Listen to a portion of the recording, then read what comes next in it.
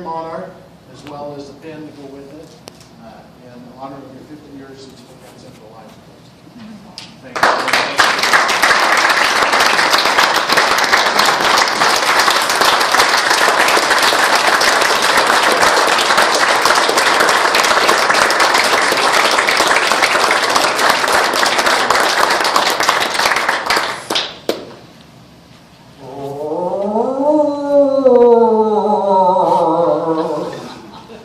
The ghost of Volunteer wants to thank you for this distinct honor.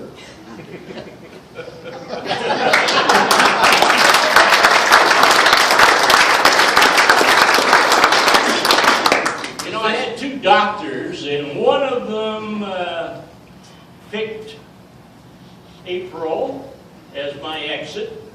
And the other doctor, why don't you sit down? The other doctor picked July. You know, I would be out of here by July. I wasn't going to be here in August. So, circling overhead is hospice. Makes you feel good, doesn't it?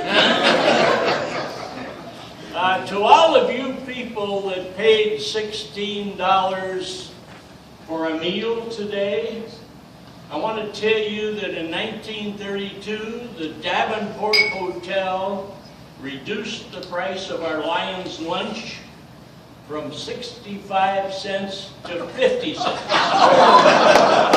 I just hope you'll wait till that rolls around, you know. I look at the obits every morning. It gives me a chance to determine whether I go out and do anything or not. And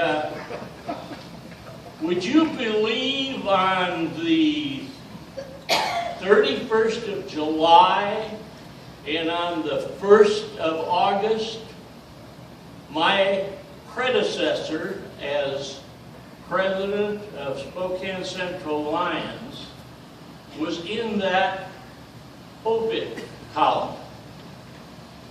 And I don't know how many of you recognize the name, saw the picture. You would never know him from the picture.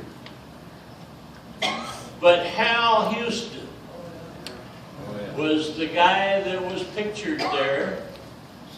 His wife's name was Madeline, so everything seems to match. He was younger than I am, so that matches too.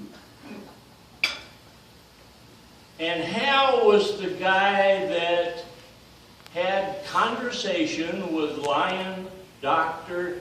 Brockman, Rupert Brockman, a hearing specialist.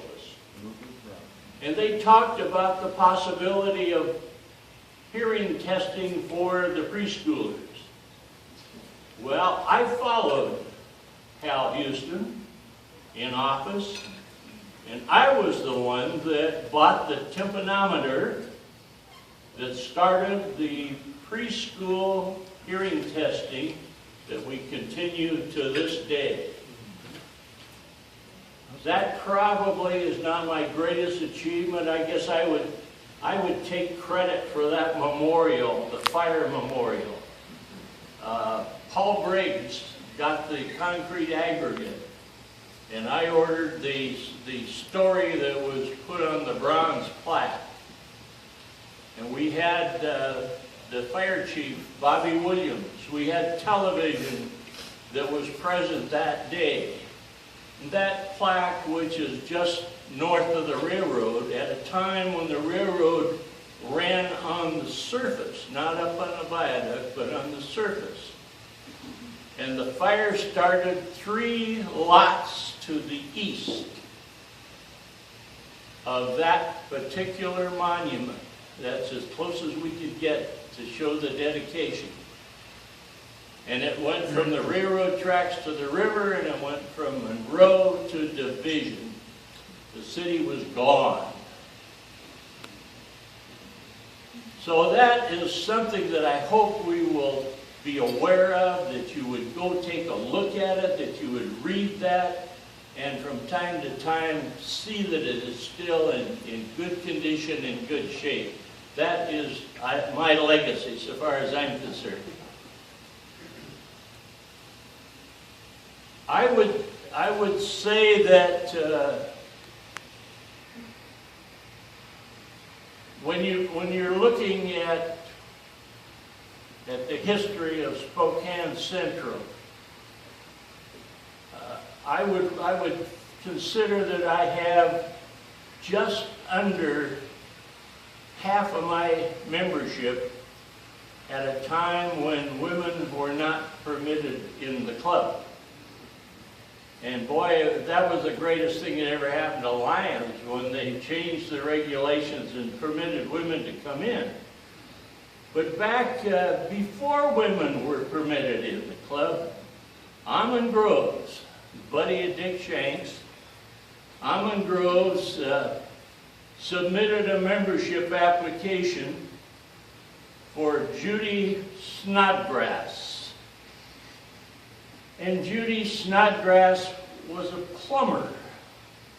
And she had her office over on West Trent. And Police Chief Wayne Hendren happened to be at that board meeting where that membership application was submitted. And he made note of that address on West Trent. And on the way back to his office from the Lions Club meeting, he darn near wrecked that patrol car trying to find that address on Trent, which didn't exist, of course. It was all fictitious. So we tried to get Judy Snodgrass into the club at an earlier date, but it didn't work. We couldn't get her in. Over the years, there have been a lot of people that have passed through my memory. And I think Bob Hope said it best when he sang, "Thanks for the memory."